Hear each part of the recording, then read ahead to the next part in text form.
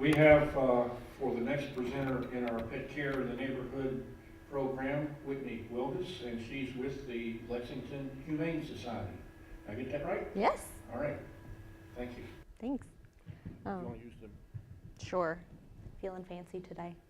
Well, thank you all for having me today. I wanted to come talk to you all a little bit about what the Lexington Humane Society does, some of our programs, and specifically ways that you can take care of your pet, be a responsible pet owner.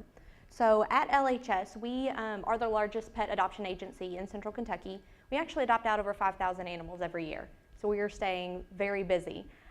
Between the Lexington Humane Society and Animal Care and Control, we've got between 550 and 600 animals at our facility today. So we've got a big job to do, pretty much. We're staying very busy. So with LHS, some of the things that we do, of course, we promote adoption. We spend on average $250 per dog or cat that comes to our facility. So most of our adoption prices are very reasonable. The most you would pay to adopt an animal is usually for a puppy. It's $129. And the reason for that, we do charge a little bit more for puppies for two reasons. It's more expensive to care for a puppy. They need more vaccinations.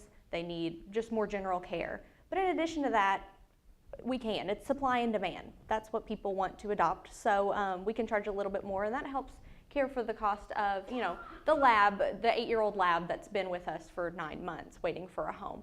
So we do that. Right now it's Adopt a Dog Month for the month of October. So if you're looking for a 4-legged friend, you'll have to come out and visit us sometime soon. We get all kinds of animals at our shelter. A lot of people assume that it's just dogs and cats.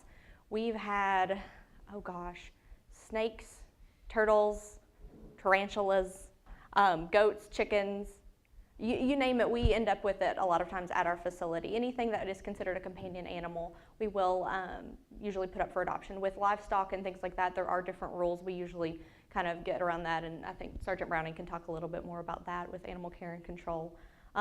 Speaking of Animal Care and Control, one of the things that is really important for the community to know is that LHS and Animal Care and Control are two separate organizations. We work together very closely just because that makes sense to do so, but we are two separate groups. LHS only handles adoptions. We do not take in animals. That is all done through Animal Care and Control, but we work very closely together. It just makes sense to. When those animals that are coming up for adoption, it's easier to just kind of walk them down the hallway as opposed to transporting them across town. So. With that, some of our other programs, we've talked a little bit about adoption. That includes a mild dewormer. They are all spayed or neutered. All animals that come to our facility must be spayed or neutered. It includes a microchip, and I'll show you a little bit. I have one right here with me. This is a microchip. Those of you with pets, are your animals microchipped?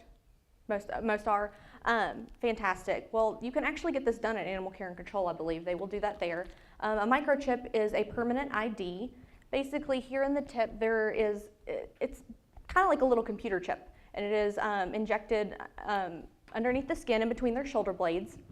And with that, we can use a special scanner if your animal gets lost. So they will, any facility, a vet's office or a shelter, if they pick up an animal, the very first thing that we do is scan for a microchip. So, if an animal goes into Animal Care and Control, that's the first thing they're going to do is to see if that animal has an owner. And it actually, I believe, has proven to be very helpful. We had wasn't it a Chihuahua that came in, I believe, in Animal Care and Control, that they scanned for a microchip, and it was, had been missing for a year and was from Texas. So we were actually able to call the family and let them know that we had found their dog. So pretty fantastic thing to do. Of course, we recommend keeping collars on all dogs and cats, regardless of whether they're inside or outside, because they do need, all of their tags, and Sergeant Browning will talk about that because it is a requirement, it is the law. But, collars fall off. They get caught under the fence, they'll come right off. And this is sort of a backup way, that way you have your information. I believe with Home Again, you can update it. You can pay a fee, and like a monthly or a yearly fee, and keep that activated. But you can always go in there and change your address and stuff and update it as you move. So we recommend having a microchip for your dog or cat. That's always a great thing to have. Some of the other things, Dr. Pinkston talked a little bit about making sure that your animal is getting proper veterinary care, having stool samples checked. That's very important because a lot of those illnesses don't always present symptoms.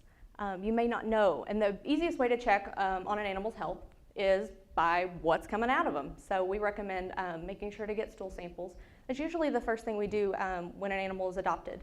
We ask the adopter to take the dog or cat to the vet within 10 days and to bring a stool sample, because that's the easiest way to check for the health of an animal.